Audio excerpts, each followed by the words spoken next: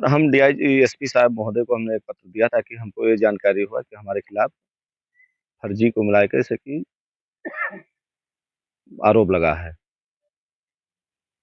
जो कि पहले जैसे कि वो महिला द्वारा जैसे कि जिस महिला द्वारा हमारे ऊपर आरोप लगाया गया है, जो 17 तारीख को जैसे कि हमारी पत्नी प्रधान है, तो उसको लेकर बहल्ला जानवर उसकी फसल को नष्ट कर दिए थे। इसीलिए उसने हमारे घर के ऊपर हमारे छोटे भाई गोरखनाथ सिंह के ऊपर एप्लीकेशन थाने पे दी कि हमारे फसल को नुकसान कर दे, बोलने पे हमसे वाद विवाद किए हैं।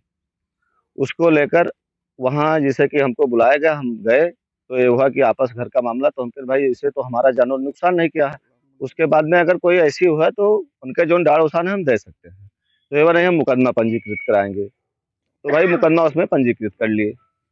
उसके बाद में हमको कोई जैसे कि उससे कोई मतलब नहीं था, अपन पुलिस का काम था जो पुलिस अपन कर रही थी।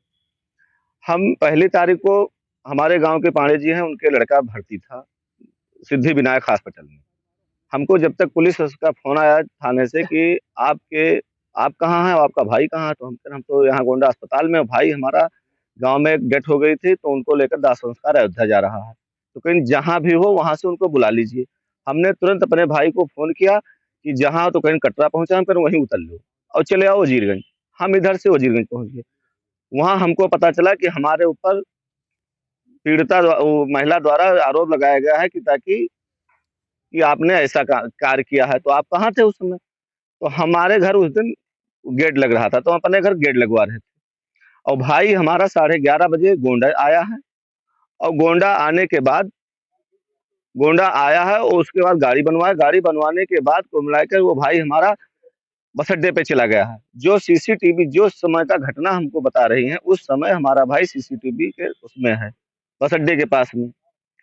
यही हमारा वो है, और हमको फर्जी लोग परेशान कर रहे हैं सिर्फ वो करने के लिए।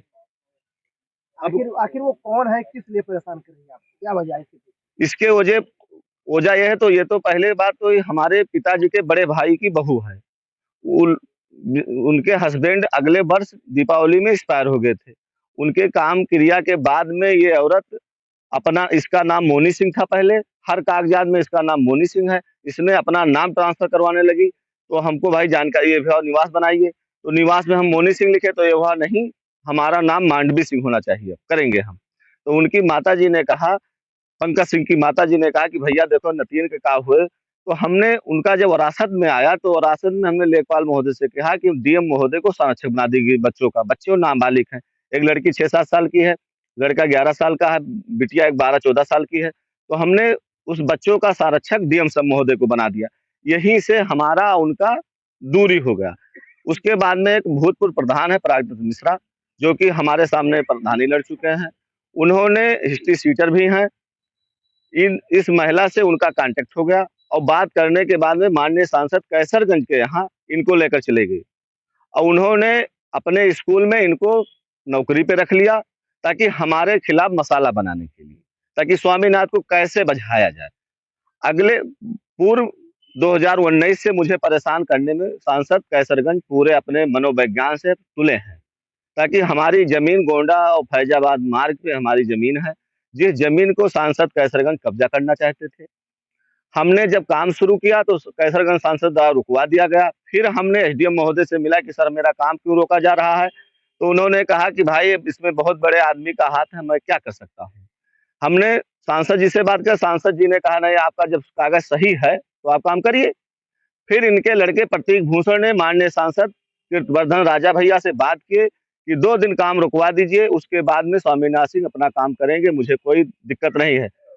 सांसद का गोंडा कीर्तिवर्धन सिंह राजा भैया ने हमको हमारे पास फोन किए कि स्वामीनाथ सिंह काम अपना रोक दीजिए। हमने काम रुकवा दिया। उसके बाद में 2 तारीख को कैसरगंज सांसद द्वारा उस जमीन को, पीछे वाली जमीन को बैनामा करवा लिए, और बैनामा करवाने के बाद में जो हमारी दीवार और घर बना था, उस जमीन को न दिखाकर, मेन फैजाबाद अयोध्या मार्ग दिखाकर जमीन को बैनामा करवा लिए कैसरगंज सांसद, और उसके बाद में हमको घर बनवाने से एकदम रोक दिए, हमारे लेबर मजदूर को भगा दिए। उसके बाद में जब सांसद कीर्तिवर्धन सिंह ने कहा उनसे कि आप हमसे तो 2 रोज कहे थे, आइए क्या है, तो कहीं नहीं आप नहीं जानते, तो उन्होंने कहा कि ये भारतीय जनता पार्टी के कार्यकर्ता स्वामीनाथ सिंह है, इस ऐसा हरेस्टमेंट उनको मत करिए। उसके बाद में जब इन्होंने कहा नहीं हम कुछ नहीं, हम इनका काम होने नहीं देंगे, हम माननीय उच्च न्यायालय हाई कोर्ट के शरण में गए। सीधा हाई कोर्ट 2018 में 19 में हमको सुरक्षा दिया और सुरक्षा देने के बाद में उस जमीन पे सुरक्षा भी दिया। 9 महीना हमारे यहाँ फोर्स लगी थी। 2020 में हमको फाइनल आदेश मिला बनवाने का। बनवाना जब बनवा रहे थे तो किसी तरह से हमको छत नहीं लगाया गया, टीन शेड छाकर मैं उस मकान में रह रहा हूँ। उसके बाद में हमारे खिलाफ, हमारे पिताजी के, हमारे माताजी के 2 गवाहों के खिलाफ इन्होंने फर्जी 419, 20, 67, 68, 71 और 5-6 धारा लगवाया कि करण भूषण को स्वामीनाथ सिंह ने दौरा कर मारा है। फिर हमने माननीय इनके यहाँ एसपी महोदय के यहाँ गया और फिर डीआईजी महोदय के यहाँ एक पत्र लेकर गया कि हमारे खिलाफ फर्जी कार्रवाई हो रही है। उन्होंने तुरंत सीओ तरफगंज को निर्देशित किया कि इसको तुरंत इसको जांच करके कार्रवाई करिए। तुरंत उसमें फाइनल लगा। फाइनल लगने के बाद में फिर इनके इतना बाहुबल है, फिर उसके बाद में इन्होंने फिर उसमें चार्जशीट लगवा दिया और चार्जशीट लग गई। हमारे खिलाफ वारंट जब कट गया तो मैं फिर हाई कोर्ट के शरण में गया। जब हाई कोर्ट गया तो 27/4/2022 को हमको वहां से स्टे मिला और स्टे मिलने के बाद जब मैं लौट रहा था तो वहां जरवल रोड पे ओवर ब्रिज के नीचे हमारे ऊपर जानलेवा हमला करवा दिया कैसरगंज सांसद द्वारा। जो मैंने एप्लीकेशन दिया, एप्लीकेशन का बदलवा कर जो 4 लोग पकड़े गए थे, वहां के राहगीर द्वारा बताया गया कि यहाँ पर मार हो रहा है, इस एक व्यक्ति को मार रहे हैं गाड़ी रुकवा कर। वहां से पुलिस पहुंची जरवल रोड की, वहां 4 लोगों को गिरफ्तार किया। उन 4 लोगों के ऊपर मात्र 323, 504, 506 लिखा गया। उसके बाद में कोई उसमें वो नहीं हुआ। फिर हमने माननीय यहाँ पर गोंडा आकर एसपी महोदय को पत्र दिया कि हमारे ऊपर जानलेवा हमला हुआ है, हमको सुरक्षा प्रदान की जाए। जो पहले से हमको हाई कोर्ट ने सुरक्षा प्रदान दिया है, वकील यहाँ से हमको सुरक्षा नहीं मिल रहा है। फिर यहाँ से एसपी महोदय द्वारा निर्देशित हुआ, हमको सुरक्षा मिली। 6 दिन हमारे यहाँ सुरक्षा थी। उसके बाद में फिर सुरक्षा मेरी खींच ली गई।